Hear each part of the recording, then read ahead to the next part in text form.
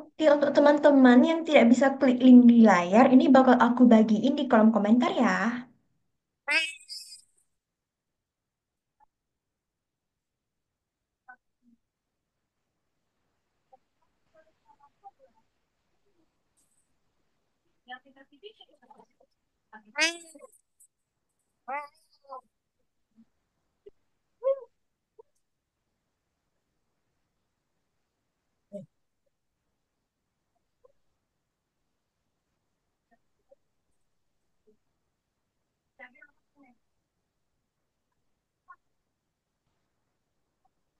Sebelumnya aku mau tanya dong, layarku udah kelihatan belum?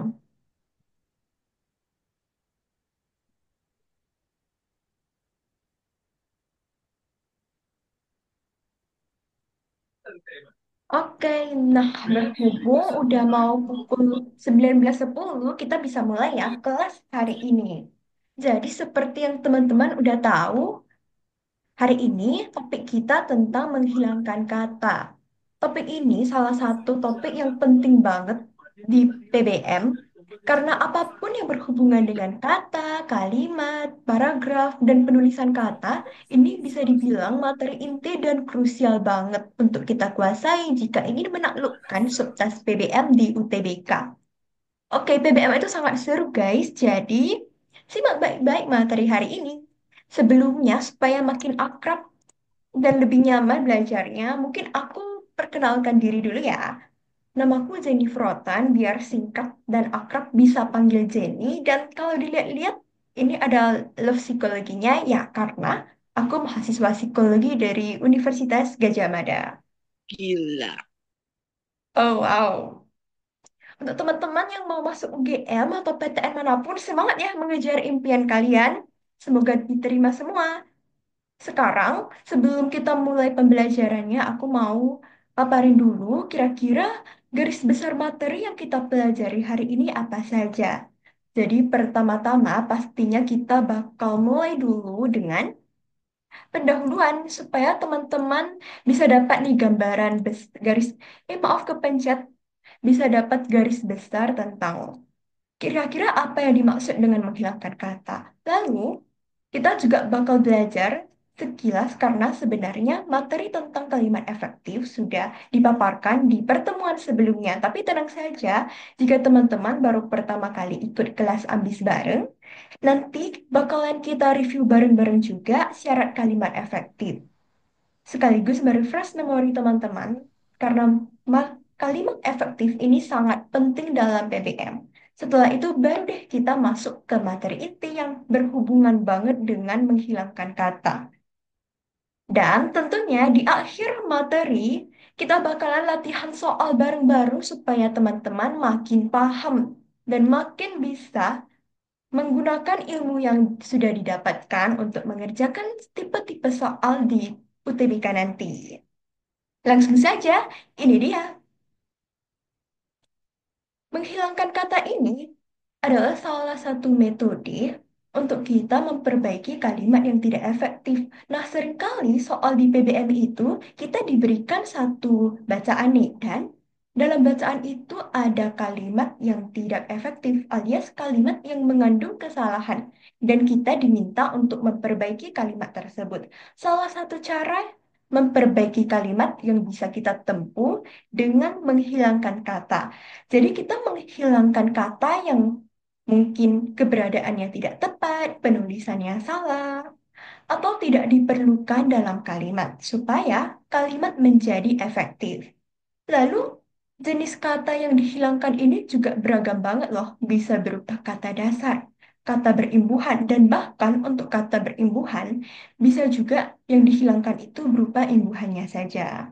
Seperti itu. Konjungsi juga bisa kita hilangkan apabila keberadaannya tidak tepat, kata depan seperti di, ke, dari, dan kata tidak baku. Pokoknya kita akan menyesuaikan dengan apa yang dibutuhkan oleh kalimat tersebut. Dari tadi kita kan ngomongin tentang syarat kalimat efektif ya. Untuk bisa menghilangkan kata, kita juga perlu tahu apa saja syarat-syarat kalimat efektif. Karena ibaratnya begini, kalau kita mau mencari kesalahan, kita harus tahu juga dong yang benar itu seperti apa, barulah kita bisa tahu ini salah karena ini tidak benar. Syarat-syarat kalimat efektif ini ada lumayan banyak ya, karena dalam rangka mencapai kalimat yang efektif tentunya harus melalui proses yang tidak mudah, Mak. Jadi lebih kurang ini adalah syarat-syarat atau panduan yang harus dipenuhi oleh suatu kalimat supaya bisa dikatakan efektif. Dan apabila kalimat tidak memenuhi, bahkan kalau hanya satu syarat saja yang tidak dipenuhi, kalimat tersebut tidak efektif. Jadi yang pertama, kejelasan struktur kalimat. Sekarang ini aku jelasin secara singkat dan bakal dielaborasi lebih detail di slide-slide berikutnya. Jadi sabar saja teman-teman, kita bakal kupas tuntas satu persatu bareng-bareng. Kejelasan struktur kalimat ini, yang kita tahu struktur kalimat itu kan ada subjek, predikat, objek, pelengkap, keterangan ya. Dan struktur kalimat yang jelas itu harus ada subjek dan predikatnya. Jadi minimal banget lah kalimat itu harus memiliki subjek dan predikat. Dan keep in mind bahwa kalimat aktif transitif butuh objek. Lalu ketiadaan subjek dan predikat ganda ini adalah syarat kedua. Artinya, kalimat yang efektif hanya punya satu predikat dan satu subjek. Jadi tidak boleh dua subjek, dua predikat, dua subjek, satu predikat, atau satu Hmm. subjek, dua predikat. Selanjutnya, ketiadaan makna ganda. Ini artinya kalimat tidak mengandung dua kata yang bermakna sama. Seperti apa contoh-contohnya bakalan kita bahas di slide selanjutnya. Kehematan kata ini artinya meminimalkan penggunaan kata yang tidak perlu. Ibaratnya, tidak perlu bertele-tele dalam menjelaskan sesuatu. Jika ada kata yang apabila kita hilangkan, makna kalimatnya tetap sama, maka bisa kita hilangkan supaya kalimat lebih singkat dan lebih mudah dipahami. Lebih detailnya juga akan kita bahas di slide selanjutnya. Dan empat syarat pertama ini yang sangat penting sebagai panduan dalam menghilangkan kata. Lalu, tiga syarat kalimat efektif lainnya, seperti keparalelan, kelogisan, dan koherensi unsur anti kalimat, ini tidak berhubungan langsung dengan menghilangkan kata, tapi bakal aku jelasin juga. Keparalelan ini kita temukan dalam kalimat yang mengandung perincian. Teman-teman pasti tahu ya perincian itu yang seperti apa. Misalnya, aku ada kalimat nih. Pada pagi ini aku memetik, memasak, dan memakan sayur-sayuran. Nah, ini perincian mengandung tiga unsur ya, yaitu memetik, memasak, dan memakan. Ketiga kata tersebut sama-sama berkelas kata verba alias kata kerja dan menggunakan imbuhan yang sama pula, yaitu imbuhan me. Inilah yang disebut dengan keparalelan.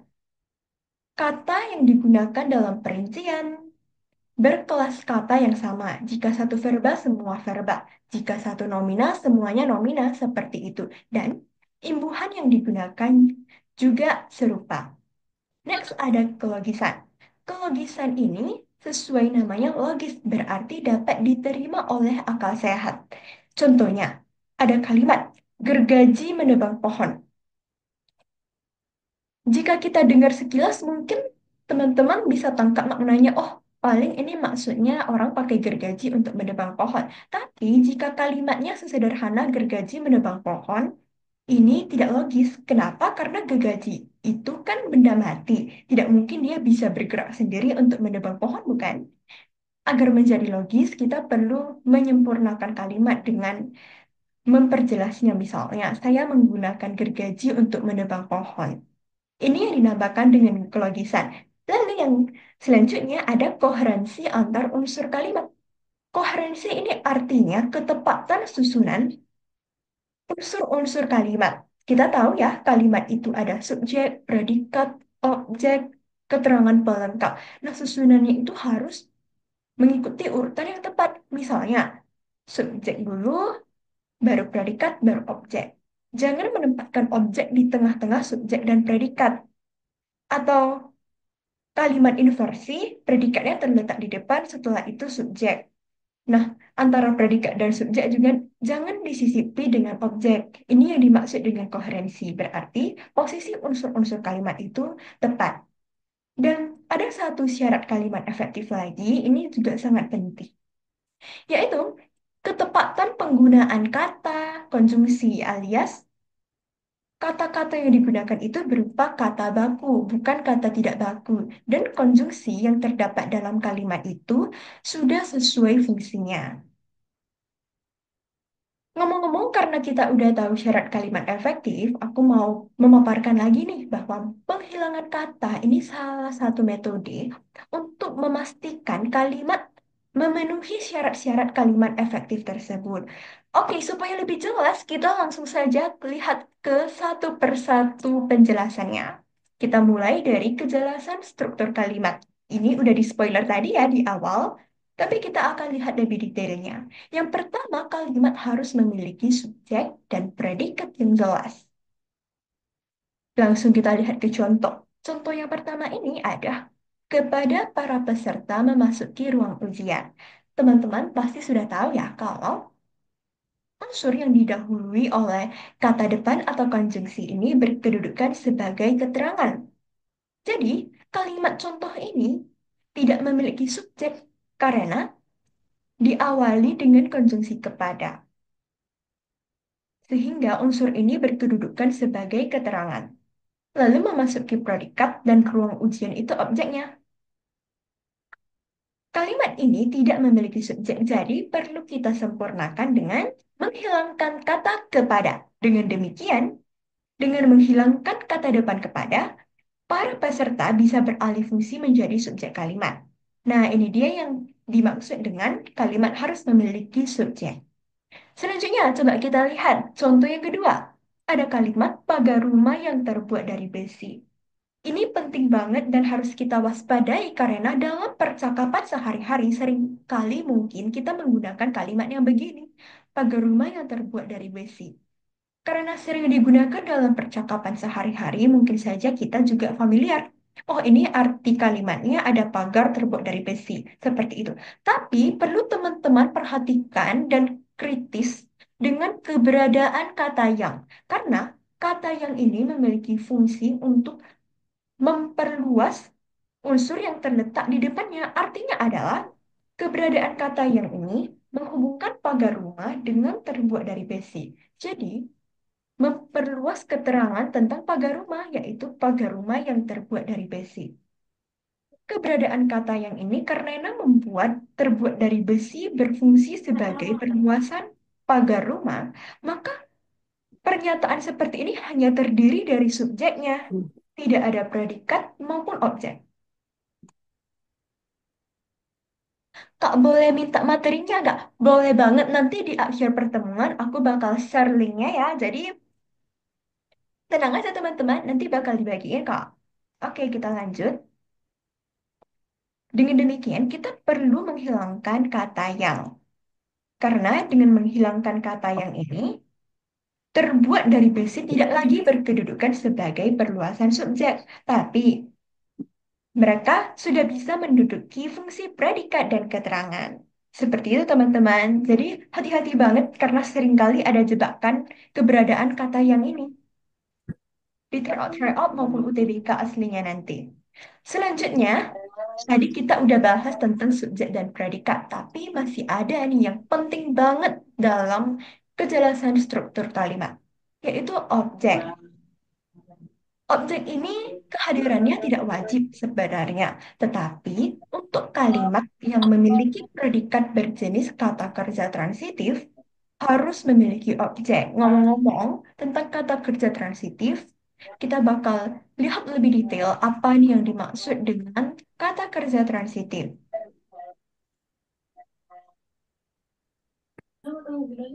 Halo. Maaf, sepertinya ada yang mikrofonnya terbuka ya. Oke, makasih teman-teman. Kita lanjut.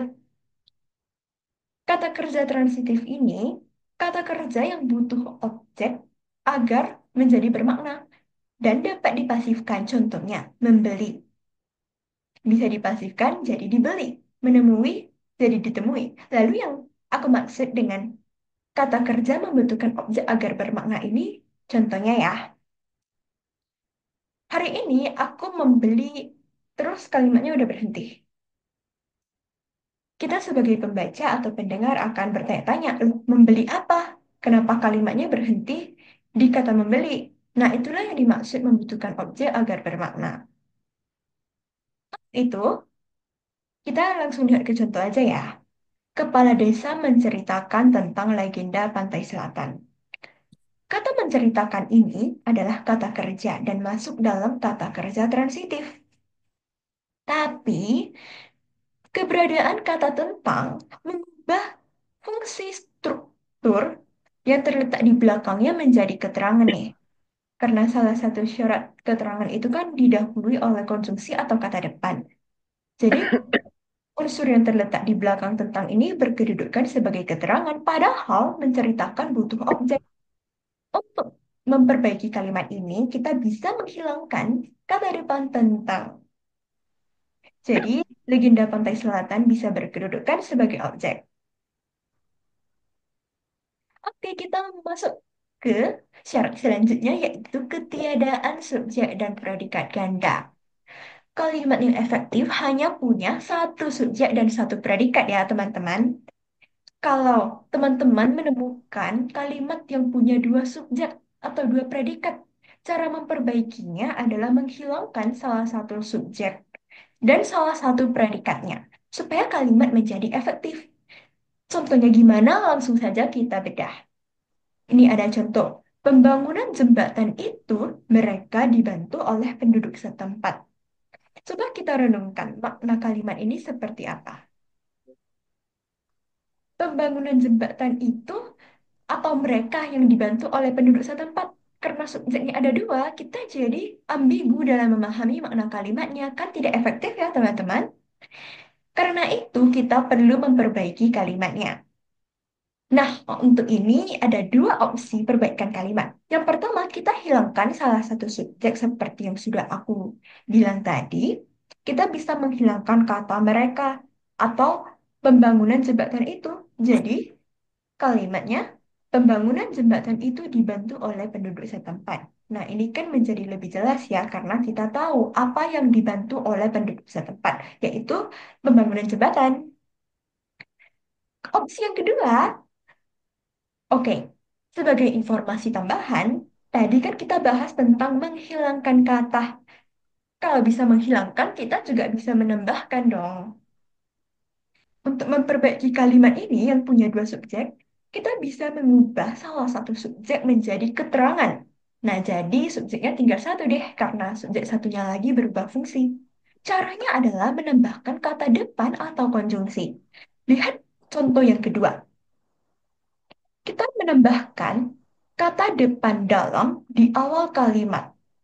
Jadi, pembangunan jembatan itu yang sebelumnya berkedudukan sebagai subjek kini berubah menjadi keterangan. Seperti itu, teman-teman. Diingat juga bahwa selain menghilangkan kata, kita juga bisa menambahkan kata. Karena sebenarnya cara menyempurnakan kalimat itu beragam. Menghilangkan kata hanya salah satu metodenya loh. Tadi kita bahas tentang contoh yang punya dua subjek. Sekarang contoh yang mengandung dua predikat. Adik mengejar menyusul layang-layang yang terputus. Ini predikatnya ada dua, ada mengejar dan menyusul. Kalimat yang dua predikat seperti ini tidak efektif, jadi kita bisa menghilangkan salah satu ya, mau menghilangkan mengejar atau menyusul. Syarat selanjutnya adalah ketiadaan makna ganda. Artinya kalimat tidak menggunakan dua kata yang maknanya sama.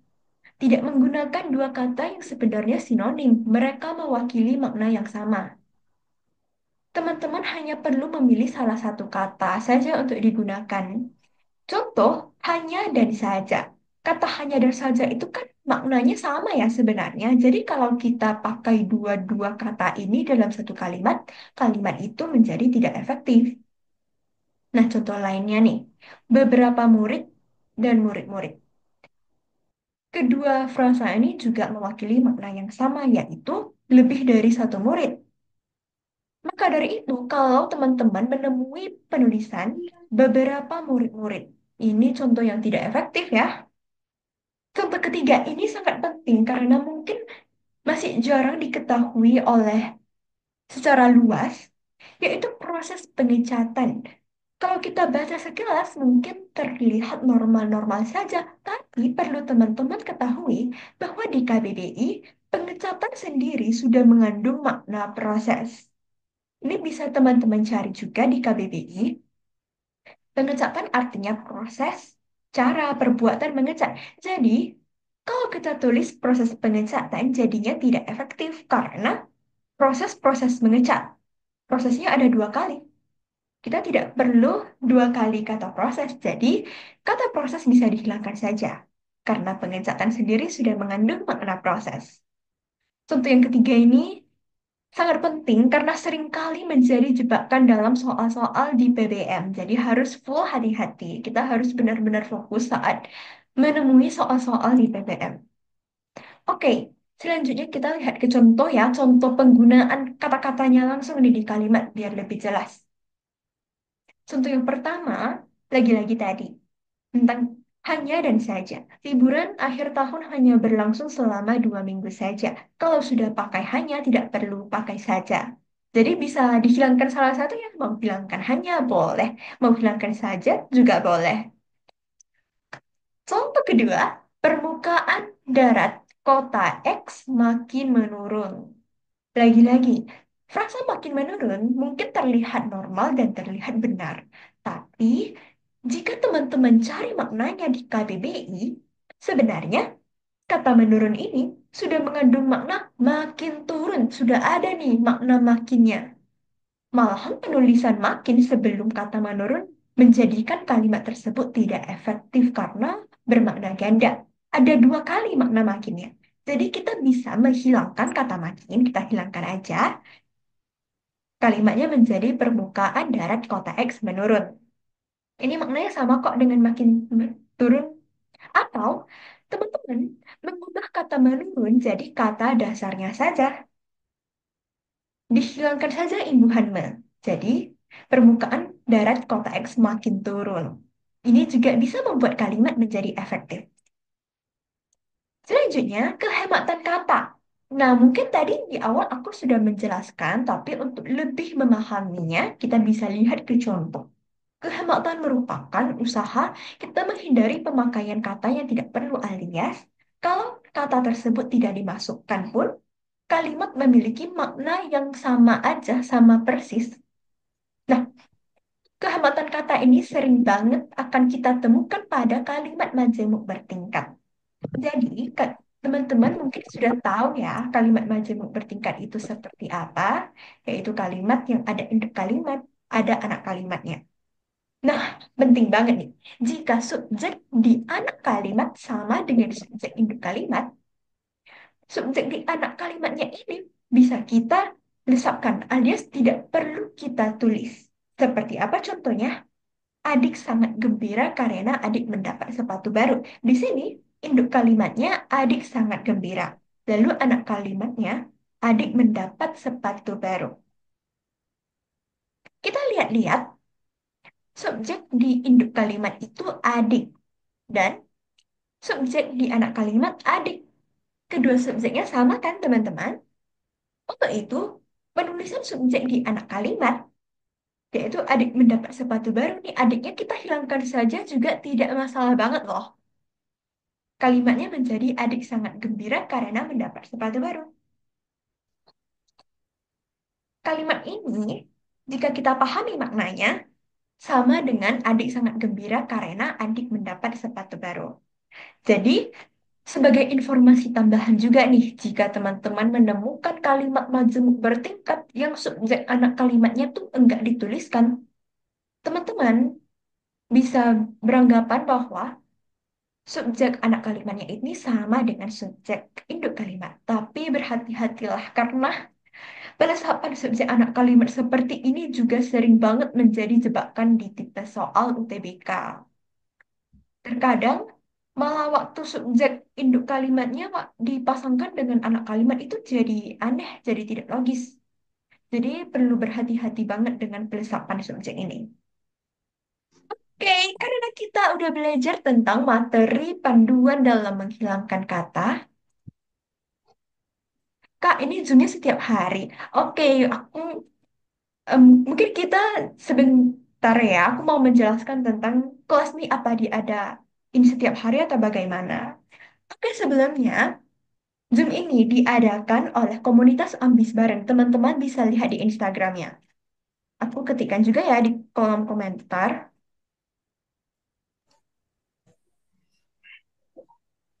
Kami dari komunitas Ambis Bareng, ini sebuah komunitas yang bertujuan untuk membantu teman-teman dari seluruh Indonesia dalam persiapan UTBK dan kelasnya itu diadakan setiap 2 hari sekali. Jadi bukan setiap hari. Setiap 2 hari sekali itu subjek yang diajarkan, subtesnya maksud saya, berbeda-beda. Jadi selang-seling. PU, PPU, PBM, literasi, PK dan PM juga ada loh. Dan semuanya diajari langsung sama tutor mahasiswa-mahasiswi dari PTN Top kayak UGM, ITS, Unhas, UPI dan masih banyak lainnya. Pokoknya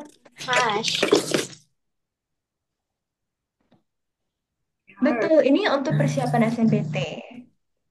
Jadi semangat teman-teman.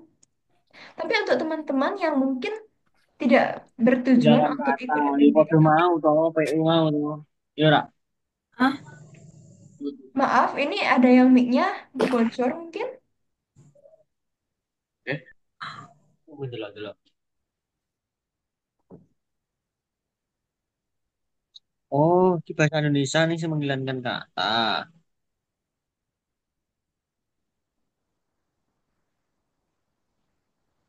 Untuk teman-teman yang juga ingin menambah wawasan tentang matematika, tentang literasi, tentang bahasa Indonesia sendiri, karena bahasa Indonesia ini kan bahasa nasional kita ya, jadi perlu banget dikuasai.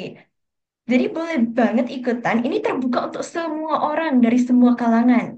Dan aku baru ikut join, Kak, daftarnya di mana?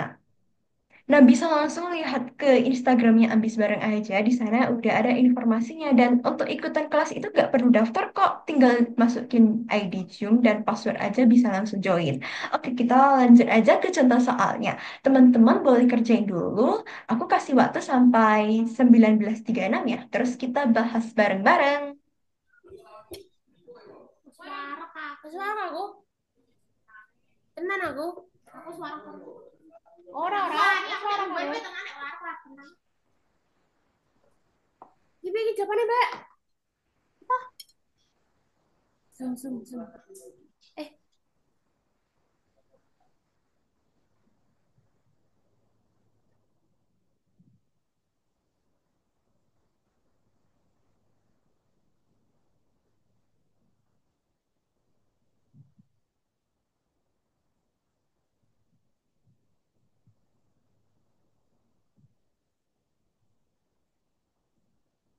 Oke, udah pukul 19.36 WIB nih.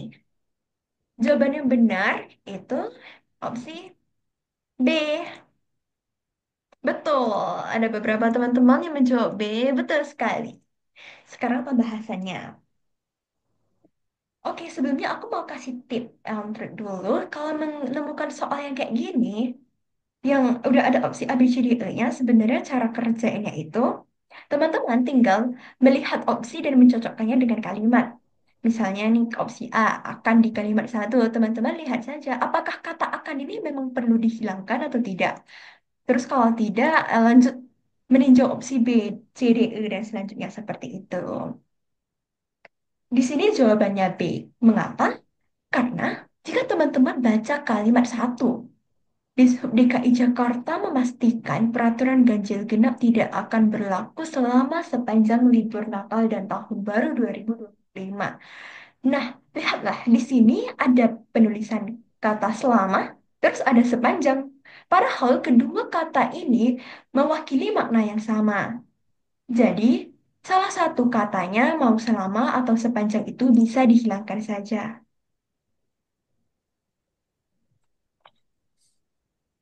agar kalimat menjadi efektif. Lalu kita akan bahas opsi A, B, C, D juga supaya lebih jelas nih kira-kira mengapa opsi lainnya tidak tepat. Yang pertama, akan. Sebagai informasi tambahan, kata itu dihilangkan apabila mengganggu keefektifan kalimat. Jadi, apabila satu kalimat itu sudah benar, sudah efektif, tidak ada kesalahannya, maka kita tidak perlu mengutak-atik kalimat tersebut dengan menambahkan atau menghilangkan katanya. Karena jika kita menambahkan atau menghilangkan, malah kalimat tersebut bisa mengubah makna sebenarnya, arti sebenarnya yang original, seperti itu. Kata akan di kalimat satu. Ini tidak menimbulkan masalah. Ini yang pertama. Yang kedua, kata akan memiliki fungsinya sendiri nih, yaitu untuk menjelaskan bahwa, oh, libur Natal dan Tahun Baru itu belum terjadi, itu di masa depan. Dan peraturan ganjil genap itu tidak berlaku, yaitu akan dilaksanakan di hari-hari ke depan. Jadi ini akan itu di masa depan. Lalu opsi C tetap. Ini juga tidak mengganggu keefektifan kalimat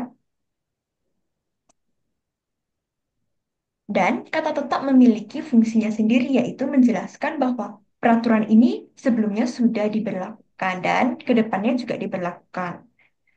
Selanjutnya, konjungsi untuk. Nah, untuk ini adalah konjungsi yang menyatakan keterangan tujuan.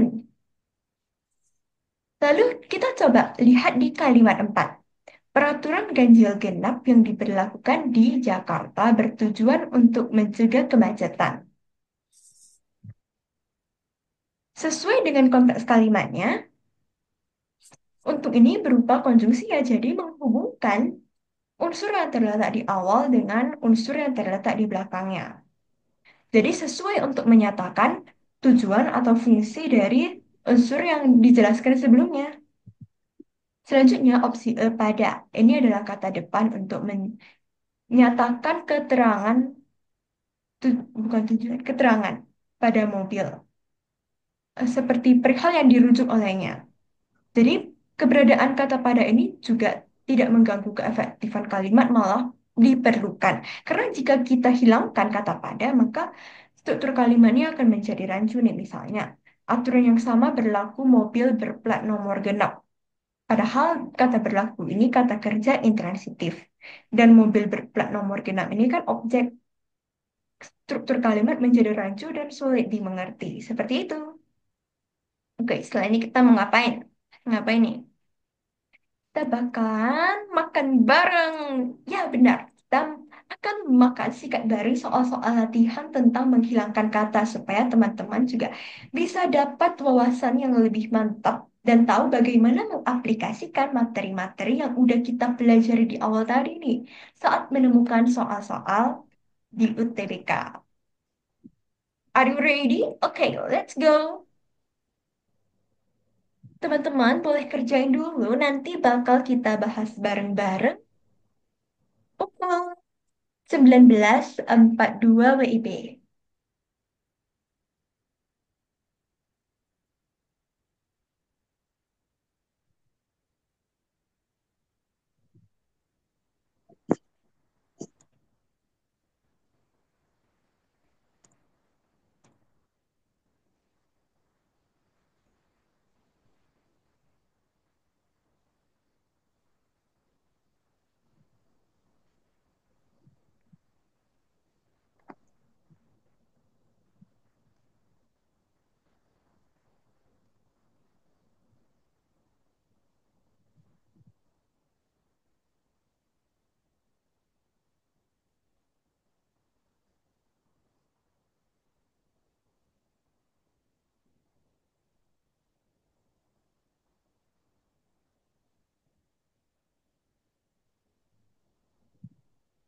Oh, udah banyak nih yang jawab opsi E.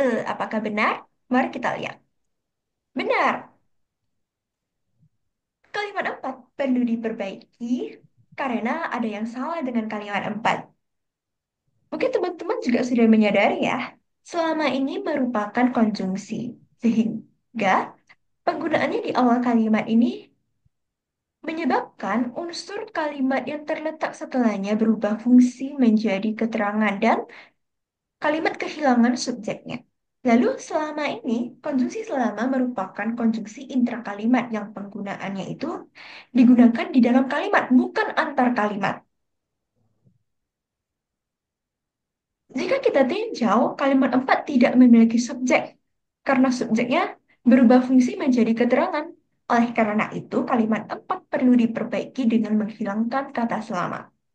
Untuk opsi-opsi lainnya, yang pertama, menghilangkan kata di. Kata di ini bisa kita temukan di sini ya.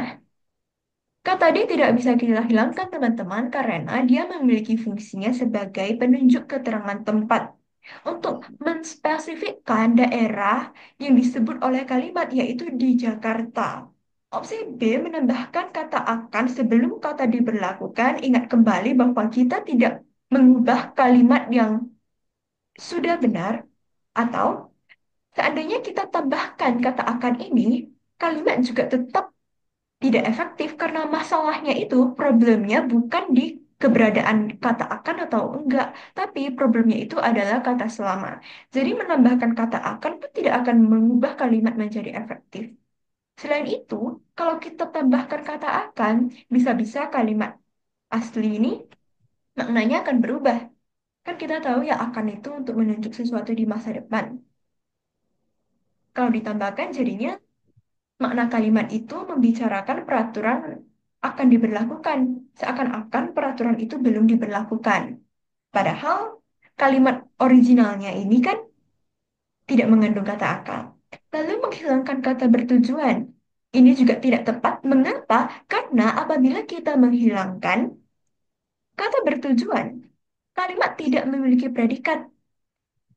Lihat baik-baik. Peraturan ganjil genap yang diberlakukan di Jakarta ini sebagai subjek. Untuk mencegah kemacetan adalah keterangan. Dan predikatnya ini bertujuan. Kalau hilang, nggak ada predikat dong, malah kalimatnya jadi salah. Menambahkan kata terjadi setelah kata mencegah, ini juga tidak diperlukan karena mencegah kemacetan dan mencegah terjadi kemacetan itu memiliki makna yang sama. Malahan kalau kita tambahkan kata terjadi, predikatnya ada dua, ada mencegah dan terjadi. Soal nomor dua, boleh teman-teman kerjakan dulu. Kita akan bahas bareng-bareng pada pukul 19.46.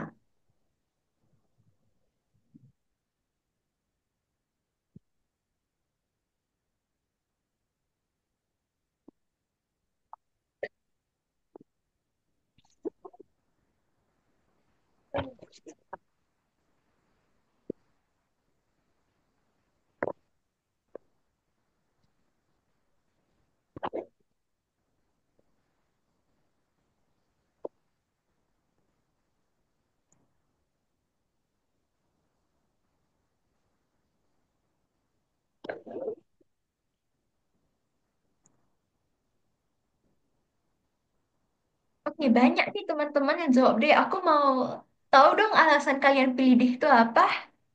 Ayo, boleh tuliskan di kolom chat atau kalau mau on mic ngomong langsung juga diperbolehkan banget. Kenapa nih kalian pilih deh? Karena kata yang tidak diperlukan, karena double K, karena predikatnya jadi dua. Oke, langsung saja survei membuktikan betul deh. Dan alasan yang tadi disebutkan teman-teman itu sudah tepat banget. Good job. Bisa kita lihat di kalimat lima ini sudah ada kata mengizinkan. Kebijakan lalu lintas ini berlaku mengizinkan. Padahal mengizinkan juga berkedudukan sebagai predikat. Jadinya double predikat. Yay, congrats.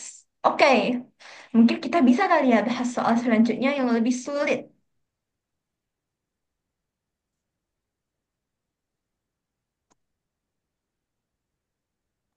Aku tunggu sampai 19.48 ya teman-teman.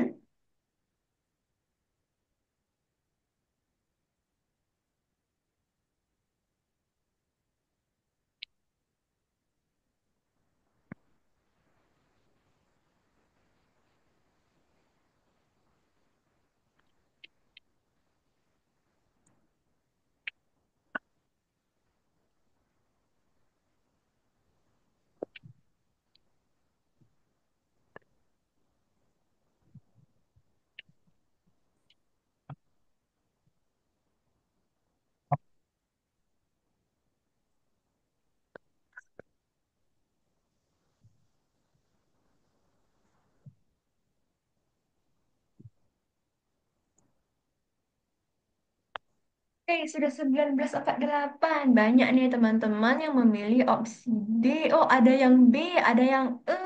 Mana yang benar kira-kira? Langsung saja kita lihat. Tadang! Jawaban yang benar itu E, teman-teman. Mengapa?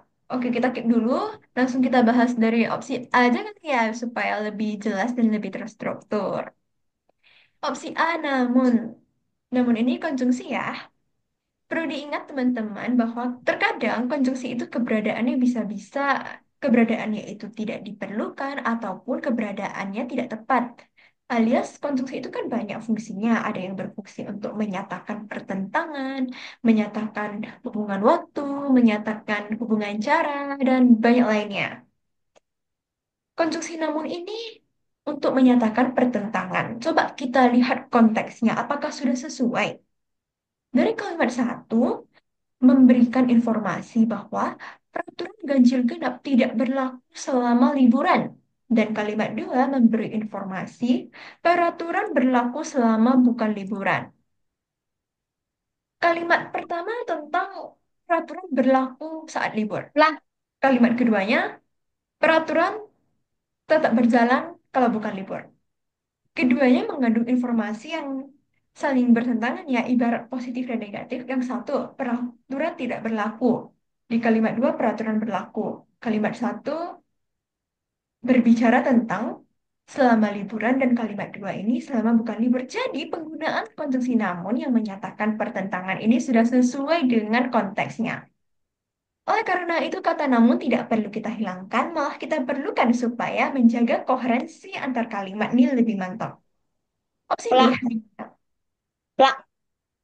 Ya, kenapa?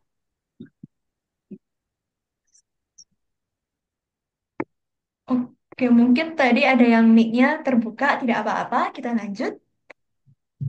Kata hanya ini juga tidak mengacaukan kalimat, sehingga tidak perlu kita hilangkan, malah keberadaannya ini memiliki fungsi, yaitu menjelaskan atau menekankan bahwa peraturan ini khusus diberlakukan saat tanggal merah. Dengan kata lain, kalau bukan tanggal merah, peraturan ini akan tetap berlaku sebagaimana mestinya. Opsi C untuk ini konjungsi yang menyatakan tujuan. Dan pada kalimat 5 keberadaan konjungsi untuk ini digunakan untuk memperjelas apa yang diizinkan terhadap mobil berplat nomor ganjil. Jadi keberadaannya tidak mengacaukan struktur kalimat, karena kalimat tetap memiliki subjek, predikat, objek, seperti biasa. Opsi D, tadi ya banyak nih yang pilih D. Coba kita telaah. Aturan ganjil genap biasanya berlaku di jalan-jalan tertentu di Jakarta dan hanya berlaku pada hari kerja. Aturan ganjil genap ini adalah subjeknya. Nah, biasanya berlaku, kedua kata ini berkedudukan sebagai predikat. Kok bisa? Karena predikat utamanya adalah kata berlaku. Kata biasanya berfungsi sebagai keterangan dalam frasa yang menjelaskan bahwa, oh, aturan ini berlaku pada umumnya saja. Sebagian besar atau kebanyakan aturan ini diberlakukan, tapi dengan keberadaan kata biasanya, ini mengimplikasikan bahwa ada kejadian atau kondisi tertentu di mana aturan tidak berlaku, dan keberadaan kata biasanya tidak mengacaukan struktur kalimat. Predikatnya tetap satu ya, yaitu berlaku. Biasanya ini sebagai keterangan untuk predikat saja, dan keduanya bisa digabungkan sebagai frasa. Jadi frasa berkedudukan sebagai predikat. Seperti itu, teman-teman. Dan opsi E, inilah yang perlu kita hilangkan karena keberadaan kata maka membuat kalimat tujuh hanya terdiri dari keterangan. MDK. Ada pertanyaan nih dari teman-teman kita. Apakah biasanya berlaku itu polanya MD? Ya, betul sekali. Yang diterangkan adalah kata berlaku, sedangkan kata biasanya berfungsi untuk menerangkan bahwa berlakunya aturan ganjil genap ini secara umum, sering, seperti itu. Selanjutnya, soal nomor 4. Ayo semangat teman-teman, masih ada beberapa soal lagi loh. Aku tunggu sampai pukul 7.53.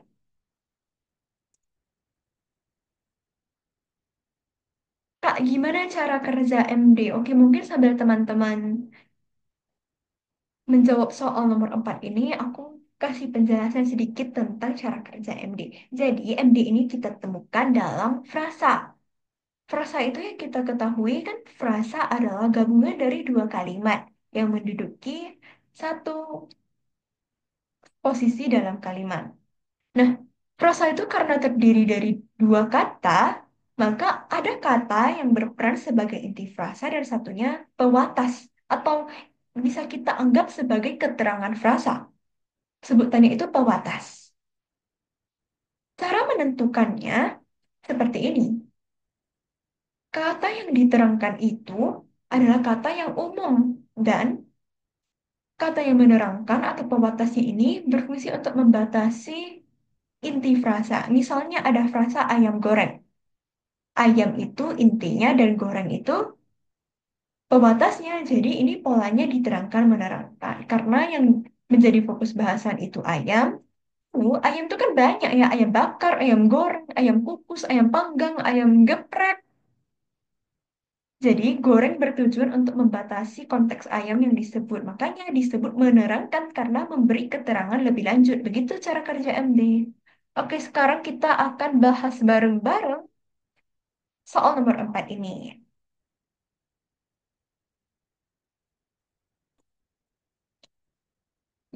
Pada kalimat 4 yang benar adalah betul. Seperti yang teman-teman bilang, jawaban yang benar itu D. Mengapa? Karena kita bisa lihat di kalimat nomor 3 ada frasa berbagai bahan-bahan lainnya. Berbagai ini menunjukkan bahannya ada banyak, ada lebih dari satu. Dan bahan-bahan juga bermakna banyak. Jadi, penggunaan frasa berbagai bahan-bahan ini boros ya teman-teman. Berbagai dan bahan-bahan sama-sama menunjukkan makna jamak. Jadi kita bisa memilih salah satu penulisan saja. Lalu opsi lainnya ini, mengapa bukan jawaban yang tepat? Karena pada opsi A, kata depan pada berfungsi untuk menunjukkan keterangan waktu, yaitu pada pagi tadi. Keberadaannya diperlukan untuk menunjukkan atau memperjelas keterangan waktu di kalimat. Lalu opsi B, kata segar ini tidak perlu kita hilangkan karena kalau kita hilangkan kata segar, makna kalimatnya bisa berubah. Coba kita tinjau kalimat tanpa kata segar. Tangannya membawa tas yang berisi rempah-rempah.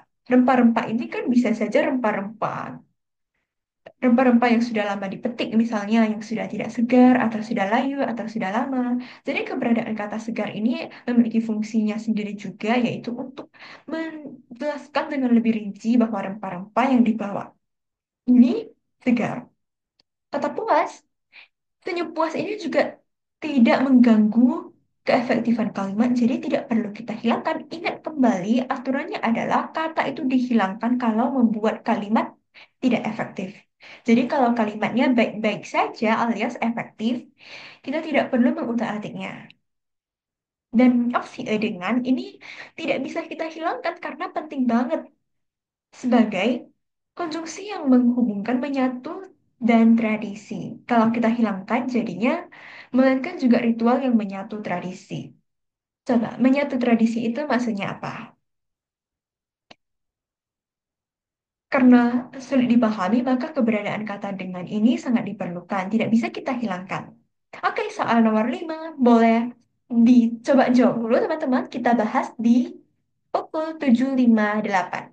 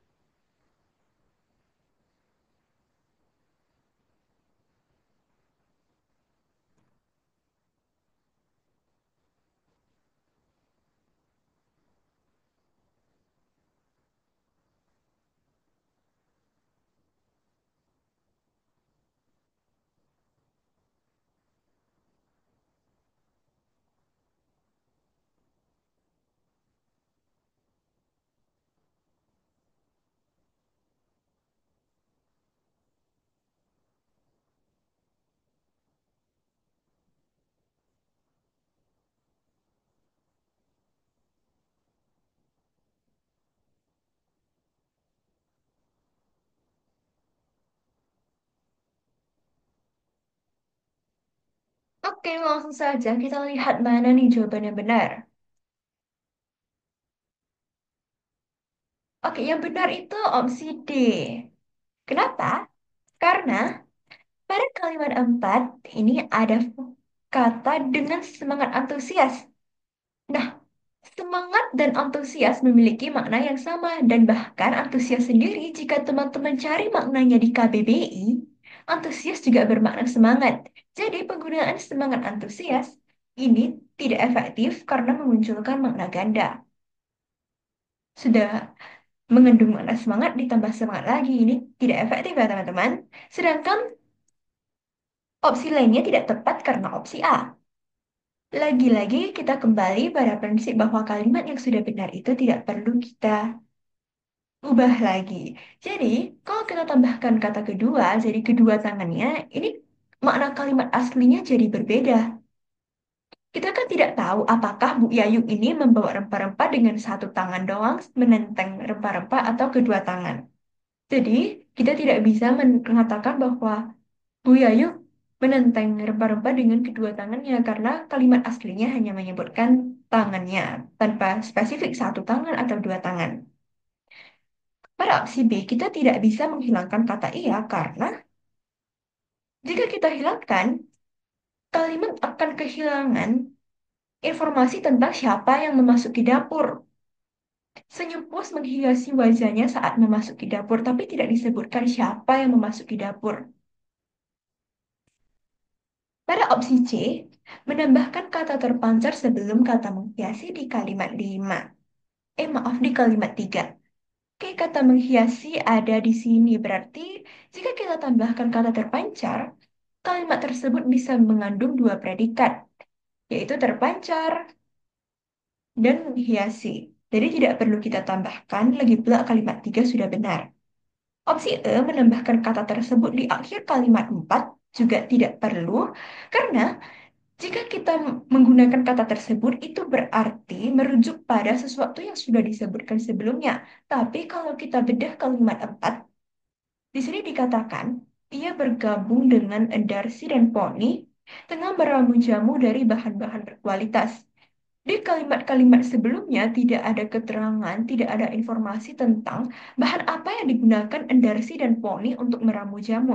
Jadi kalau kita tambahkan kata tersebut yang seharusnya merujuk pada sesuatu itu tidak ada hal yang bisa dirujuk, maka kalimat juga menjadi kekurangan informasi dan tidak efektif. Lagi pula kalimat apa sudah benar, tidak perlu kita ubah-ubah lagi. Oke, soal keenam nih, spoiler dulu, ini adalah dua soal terakhir kita. Jadi setelah ini kita akan memasuki soal terakhir. Tetap semangat teman-teman. Aku tunggu sampai pukul 8.02.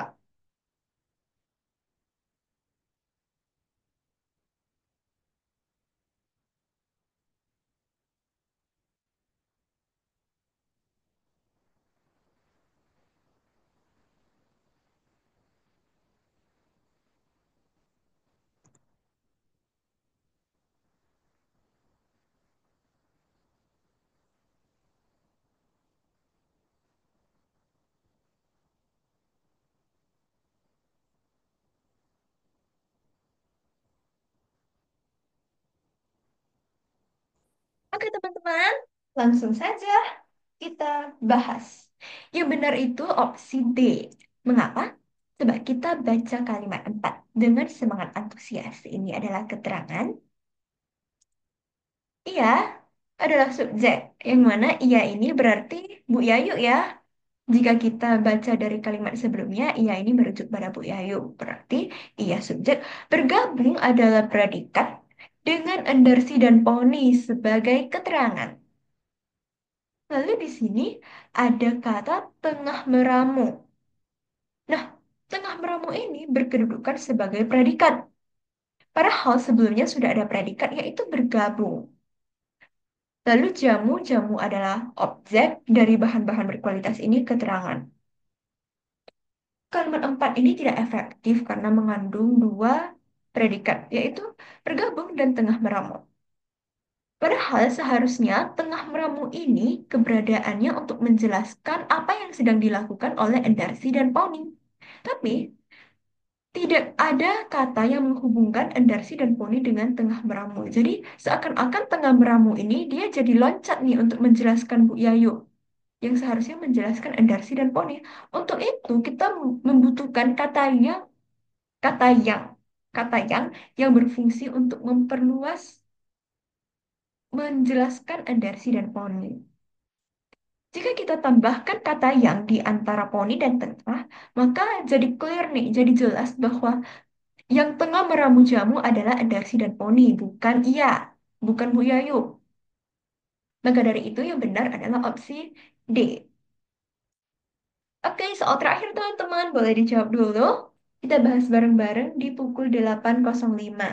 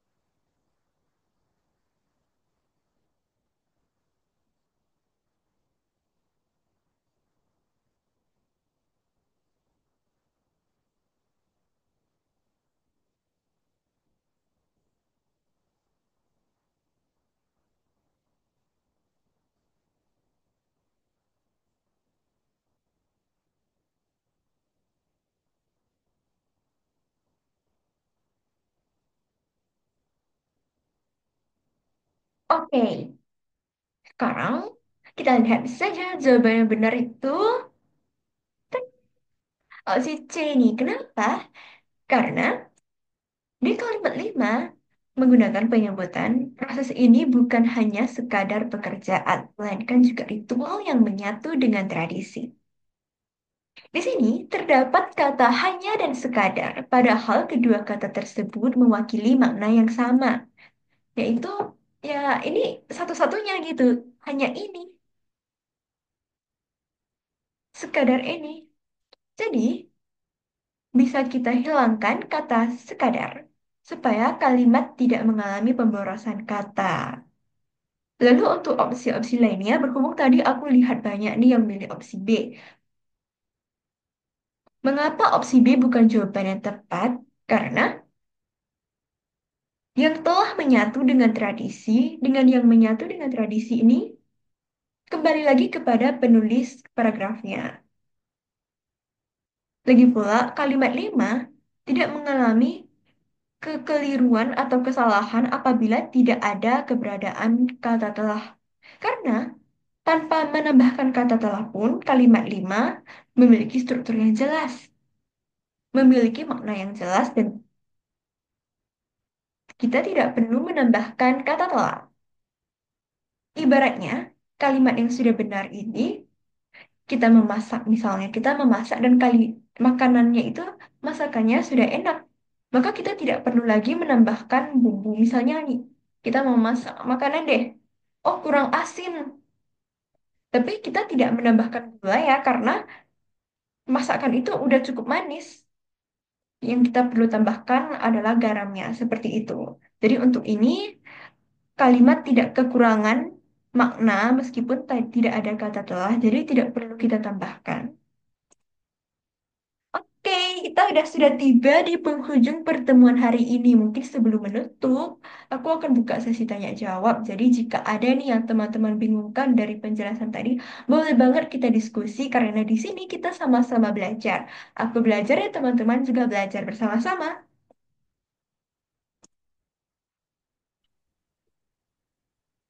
Oke, sama-sama teman-teman. Dan jika ingin mengikuti kelas ambis bareng lagi, boleh pantengin Instagram kami karena informasi tentang kelas-kelas yang bakal ada itu di-post berkala di Instagram ambis bareng. Jadwalnya, Zoom ID dan passwordnya itu ada. Kak mau tanya, jangan pergi itu MD ya?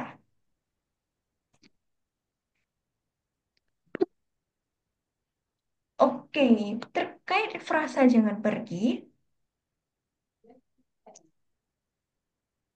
Yang menjadi fokus di sini, jika kita bilang ke teman kita nih misalnya, kamu jangan pergi ke sana.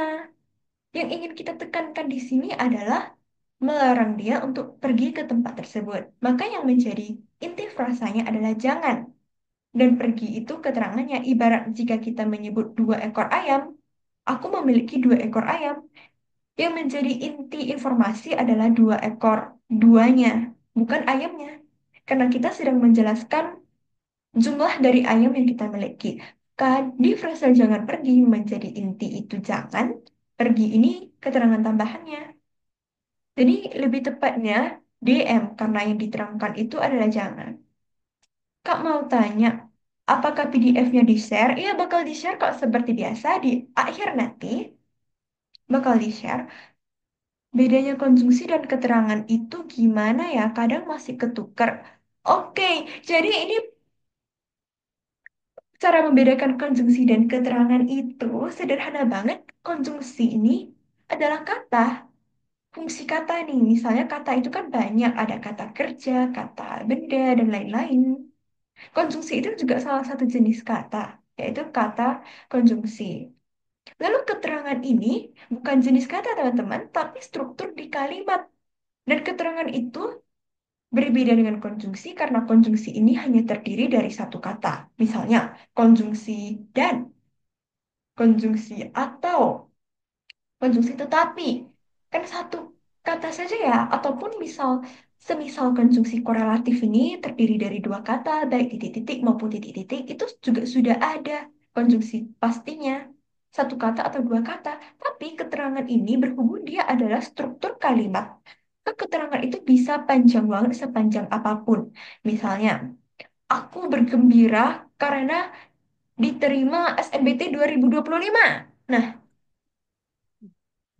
keterangan karena diterima SNBT 2025 itu keterangan panjang. Keterangan ini menunjukkan kedudukannya di kalimat.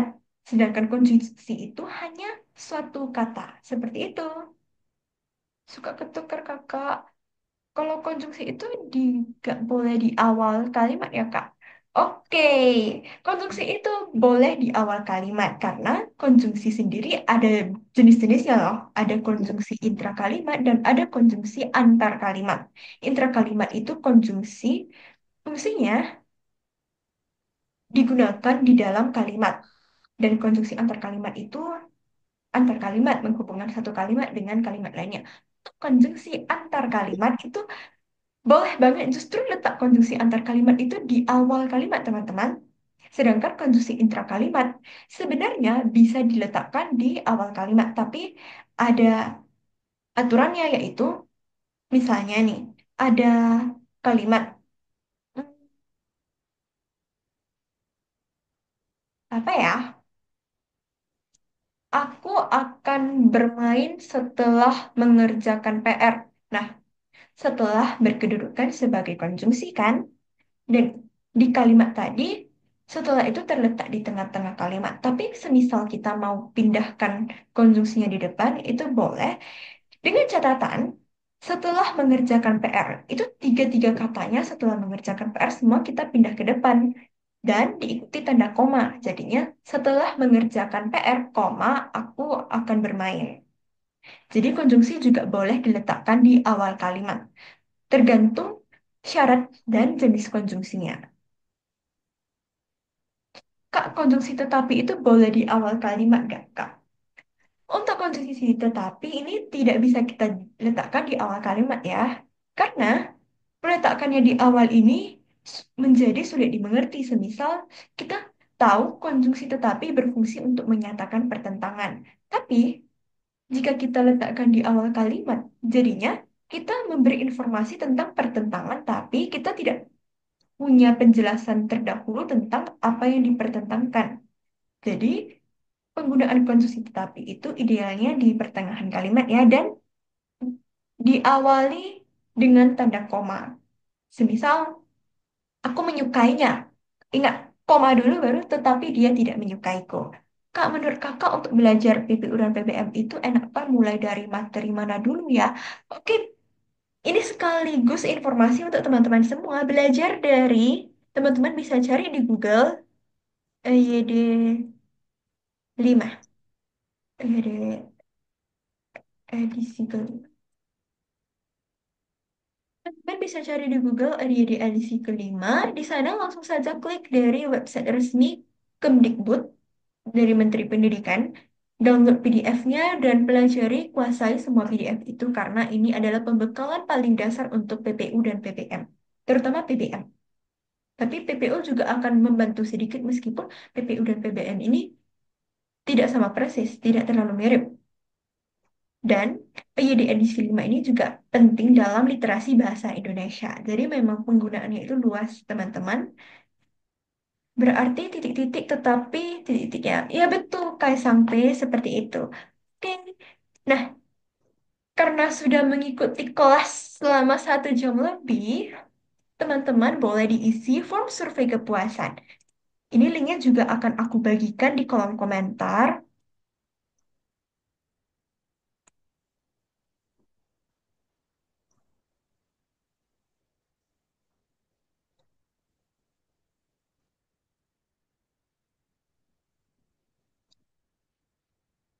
Boleh diisi dulu ya linknya, teman-teman. Jika teman-teman ada saran, kritik, masukan, pendapat, dan lain sebagainya, bisa langsung diutarakan di form tersebut karena kami dari tim Ambis Bareng akan meninjau dan menggunakan masukan dari teman-teman untuk membangun komunitas kami supaya bisa memberikan pembelajaran yang lebih optimal kepada teman-teman semuanya. Bantu Ambis Bareng menjadi lebih baik lagi.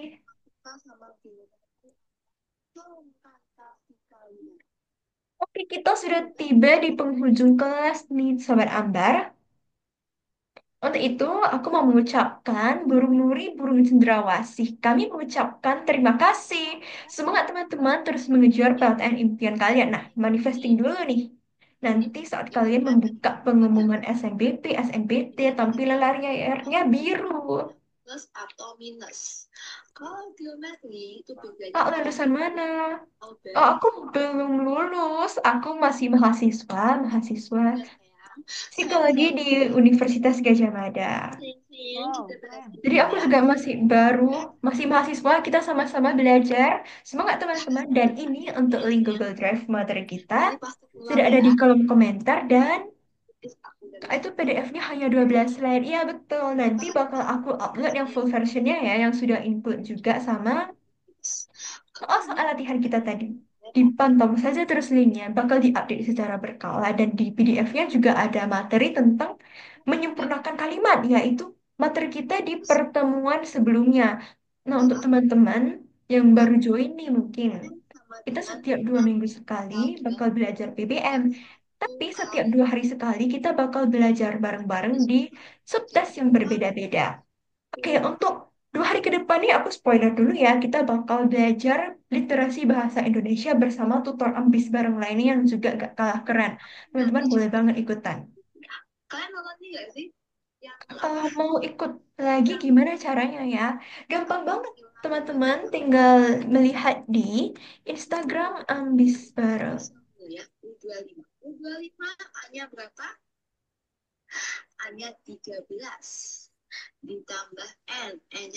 Di sana ada informasi tentang kelas-kelas yang komunitas kami adakan, jadi bisa diikuti gratis. Langsung join saja, tidak perlu daftar. Bunga Dinanya, saya dari sekolah swasta dan masuk PTN-nya jalur SNBT, jadi aku juga pernah berada di posisi teman-teman sebagai pejuang UTBK, pejuang PTN. Dan percaya teman-teman, dengan semangat, ketekunan, dan konsisten, teman-teman pasti bisa masuk ke PTN impian teman-teman dimanapun itu. Halo, aku baru join, udah selesai kan kelasnya? Iya nih, sayang banget kita sudah tiba di penghujung kelas, tapi tenang saja, untuk Kak Siva yang mungkin ketinggalan kelasnya, bisa buka link di sini ya, karena di link ini ada link materi kita hari ini dan untuk pertemuannya kan direkod juga. Nanti aku bakal share deh rekaman pertemuan hari ini di link tersebut. Terima kasih semuanya.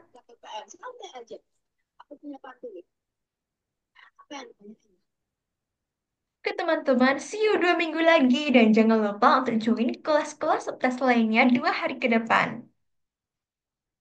Bye-bye.